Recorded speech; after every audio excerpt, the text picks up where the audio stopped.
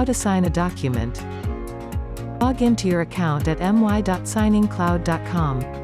On the home page, your pending tasks will be displayed under the Sign Now button. Click on it and proceed to view the documents that require your actions.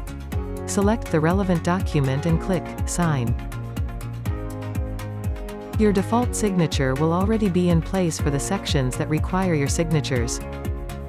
Once you've reviewed the document, click Apply, followed by Complete.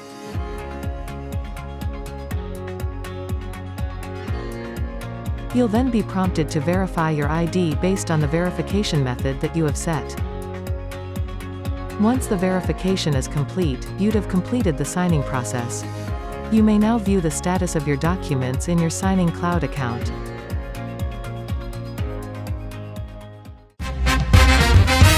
SigningCloud. Sign with confidence.